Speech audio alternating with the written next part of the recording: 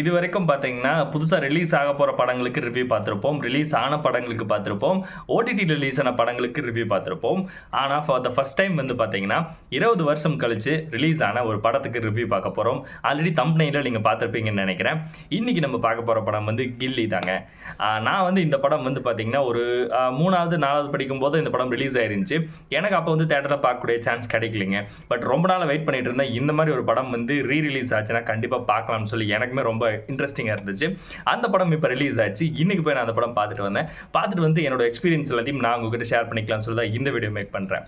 நீங்க நம்ம சேனல் இதுக்கு முன்னாடி சப்ஸ்கிரைப் பண்ணாம இருந்தா மறக்காம சப்ஸ்கிரைப் பண்ணிக்கங்க. அண்ட் பக்கத்துல இருக்கிற பெல் பட்டனையும் கிளிக் பண்ணிக்கங்க. அப்பதான் நான் போடக்கூடிய ஒவ்வொரு இன்ட்ரஸ்டிங்கான வீடியோஸும் உங்களை வந்து சேரும். நீங்க பார்த்துட்டு இருக்க தேர்ட் மன் ஸ்டுடியோ. நான் உங்க சதீஷ்குமார். வாங்க வீடியோக்குள்ள போலாம்.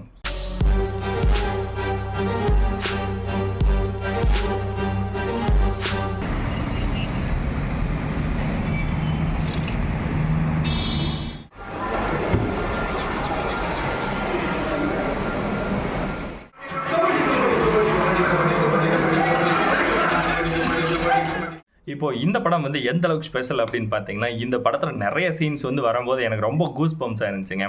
ஒரு வேற லெவலான ஒரு ஃபீலா இருந்துச்சு. அது என்னென்ன சீன்ஸ் அப்படிங்கிறத நான் கண்டிப்பா சொல்றேன்.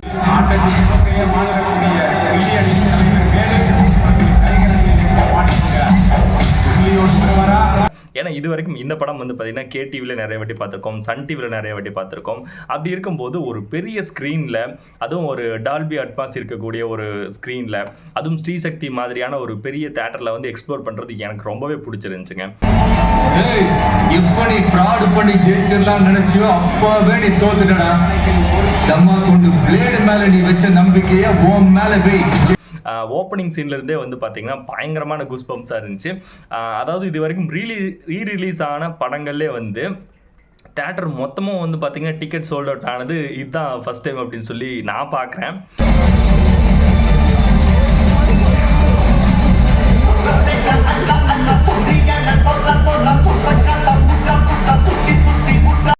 என்ன ரீசன் அப்படின்னு பார்த்தீங்கன்னா, எங்களுக்கே டிக்கெட் கிடைக்கல.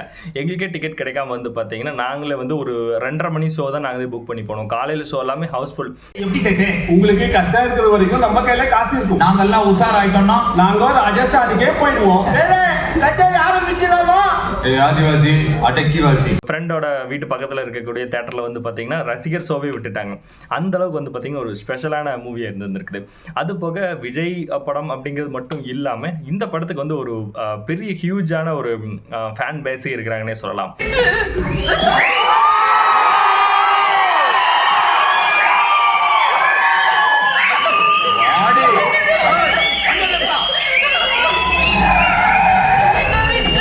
இந்த படம் வந்து பார்த்தீங்கன்னா 2004 ரிலீஸ் ஆகிறப்போ அந்த அளவுக்கு வந்து பார்த்தீங்கன்னா நிறைய ஃபேன் பேஸ் இருந்துச்சு. இந்த படத்துக்கு ஒரு பயங்கரமான பிரம்மாண்டமான வெற்றி கிடைச்சதுன்னே சொல்லலாம்.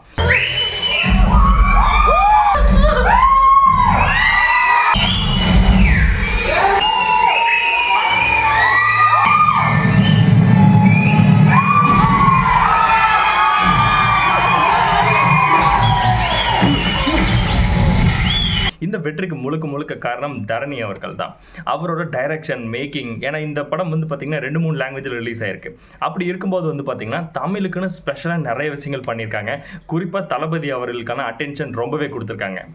நான் கபடி விளையாட ஆனா இப்ப முடிவு பண்ணிட்டேன். நான் விளையாட வேண்டிய அது இதுதான்.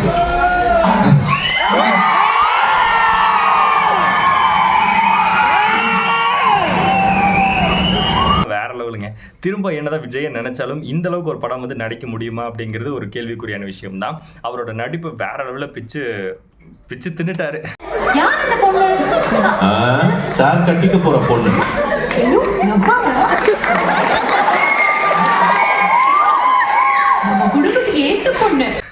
அதுக்கு அடுத்தபடியாக வந்து பார்த்தீங்கன்னா, பிரகாஷ் ராஜ் சார் அவரை பற்றி சொல்லி ஆகணுங்க. அதாவது ஒரு ஹீரோ இன்ட்ரோக்கு கைதட்டி விசில் அடித்து பயங்கரமாக என்ஜாய் பண்ணதை பார்த்துருக்கோம். ஒரு வில்லன் என்ட்ரிக்கு பயங்கரமாக தேட்டரில் எந்திரிச்சு நின்று கிளாப்ஸ் பண்ணி விசில்லாம் பறக்குதுங்க.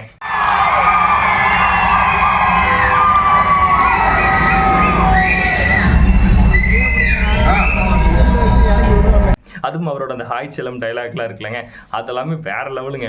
அவர் அந்த சொல்லக்கூடிய ஒவ்வொரு சீக்வன்ஸு, அதாவது ஒரு வில்லன் அப்படின்னா எல்லாருமே வந்து பார்த்தீங்கன்னா பயந்துட்டே பார்ப்பாங்க. அப்படி இல்லைன்னா ஒரு வில்லனுக்கு வந்து அந்த அளவுக்கு அட்டென்ஷன் கொடுத்துருக்க மாட்டாங்க. பட் இந்த படத்தில் வந்து பார்த்தீங்கன்னா வில்லனுக்கு மட்டுமே தனி அட்டென்ஷன் கொடுக்குறாங்க.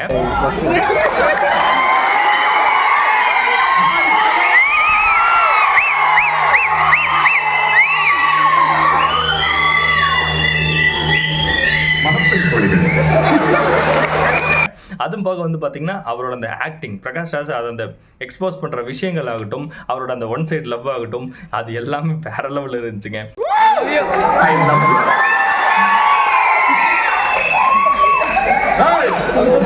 என்னடா பண்றீங்க? ஏன் பார்க்க? அப்படியெல்லாம் பார்க்க கூடாது. போ போ போ போ போ போ. தூக்குங்கடா, தூக்குங்க. அந்த ஒவ்வொரு சீக்வன்ஸ்லையும் பார்த்தீங்கன்னா அவர் அந்த கேரக்டர்ல இருந்து இறங்கவே இல்லை. ஒரு முத்துப்பாண்டி கேரக்டராகவே வாழ்ந்துட்டாருன்னே சொல்லலாம். அந்த அளவுக்கு வந்து பார்த்தீங்கன்னா அந்த கேரக்டர் ரொம்ப டச்சிங்காகவே இருந்துச்சு. டேய், யாரா நீ? தப்பு தப்பு தப்பு தப்பு. டா, நீ என்கிட்ட ஒரு கோடி ரூபாய் எடுத்து போவ.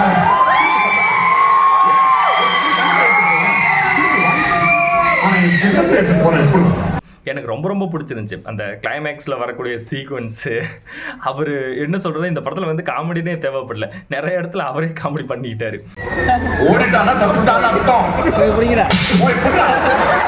அப்படிங்கிற அளவுக்கு இருந்துச்சு. அது போக ரொம்ப ஃபன்னாகவும் எலமெண்ட்லாம் சூப்பராக கொடுத்துருந்தாங்க.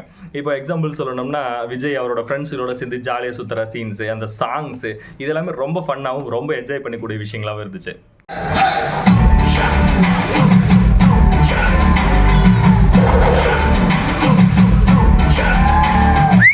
தேர்ட் வந்து த்ரிஷா அவங்களோட நடிப்பை சொல்லலாம். த்ரிஷா அவங்க வந்து பார்த்தீங்கன்னா அந்த டைமில் வந்து பார்த்தீங்கன்னா கொஞ்சம் புதுசு, கிட்டத்தட்ட தமிழ் சினிமாவுக்கு புதுசுன்ற மாதிரி தான்.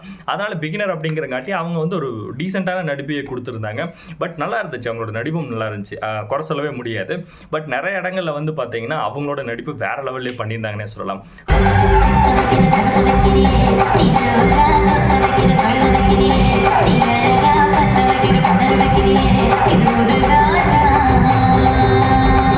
அது போக அவங்க அந்த கியூட்னஸ், அவங்களோட அந்த ட்ரெஸ்ஸிங் சென்ஸ் எல்லாமே வந்து பக்காவாக இருந்துச்சு. இந்த படத்துக்கு ஆப்டான கேரக்டரை வந்து சூஸ் பண்ணியிருந்தாங்க. ஏன் எனக்கு காரப்பொரி சாப்பிடணும் போல. இது காரப்பொரியா? ஃப்ளைட்டுக்கு டைம் ஆச்சு, இந்த நேரத்தில் போய். Please please please. அது போக அவங்களோட ஒவ்வொரு இடத்துலையும் அவங்களோட அந்த சென்டிமெண்ட் சீக்வன்ஸு, அது எல்லாமே வந்து சூப்பராக பண்ணியிருந்தாங்கன்னே சொல்லலாம். அவனை கொண்டுட்டு தனலட்சுமியை கட்டிக்கிட்டு தான் இந்த மண்ணை நான் கால வைப்பேன். அது வரைக்கும் முத்துப்பாண்டி இந்த ஊருக்குள்ள வரமாட்டான்.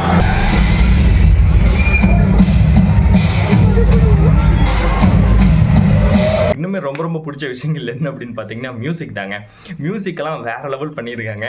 எனக்கு இப்போ கேட்டாலுமே அந்த மியூசிக் எல்லாம் எந்திரிச்சுன்னு ஆடணும் போல் இருக்குதுங்க.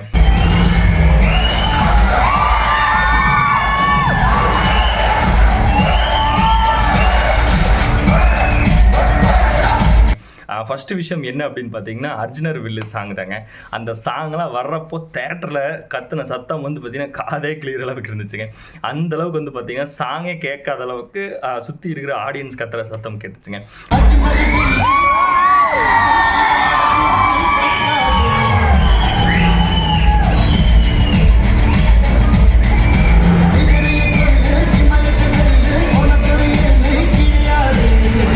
அதாவது அப்பவே வந்து பார்த்தீங்கன்னா ஹீரோக்கு தனி பிஜிஎம் கொடுத்துருக்காங்க, வில்லனுக்கு தனி பிஜிஎம் கொடுத்துருக்காங்க, ஹீரோயினுக்கு தனி பிஜிஎம் கொடுத்துருக்காங்க, ஒவ்வொன்றுக்கும் ஒவ்வொரு பிஜிஎம் தனித்தனியாக கொடுத்துருக்காங்க.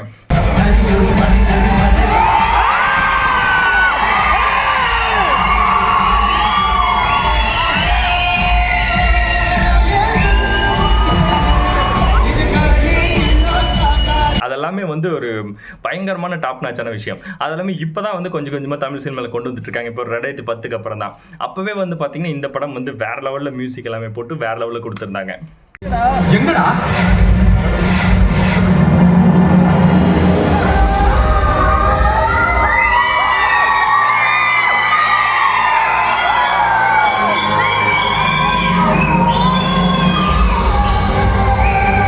அது போக இந்த படத்தில் ஒரு சில விஷயங்கள் எனக்கு ரொம்பவே மீசில் இருக்க வச்சுருக்கேன். கிளைமேக்ஸில் விஜய் வந்து பார்த்திங்கன்னா அந்த கபடி ரைடு போகிற சீன் ஆகட்டும், இந்த மாதிரி ஒவ்வொரு சீன்ஸ்க்கும் வந்து பார்த்திங்கன்னா சுற்றி இருக்க ஆடியன்ஸு கொடுத்த அந்த சவுண்டில் வந்து பார்த்திங்கன்னா எனக்கு டைலாக்ஸே கேட்காத அளவுக்கு பயங்கரமான சவுண்டும் விசிலுமாக இருந்துச்சுங்க.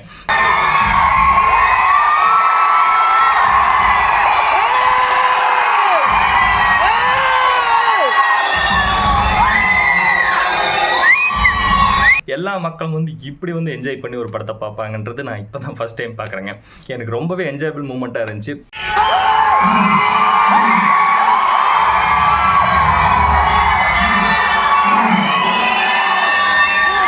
இந்த படம் ஒர்த்தாக இருந்துச்சு.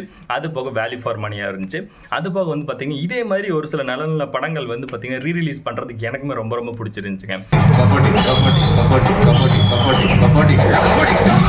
இது மாதிரி ரீரிலீஸ் பண்ணால் இதுக்கப்புறம் எந்த படத்தை ரீரிலீஸ் பண்ணலாம், அது போக நீங்கள் ஃபேமிலி ஆடியன்ஸாக போயிட்டு ஃப்ரெண்ட்ஸோட போயிட்டு நீங்கள் என்ஜாய் பண்ணுற மாதிரி இருந்தால் எந்த படத்தை நீங்கள் பார்க்கணும்னு நினைக்கிறீங்கன்னு மறக்காமல் கமெண்ட் செக்ஷன் சொல்லுங்கள்.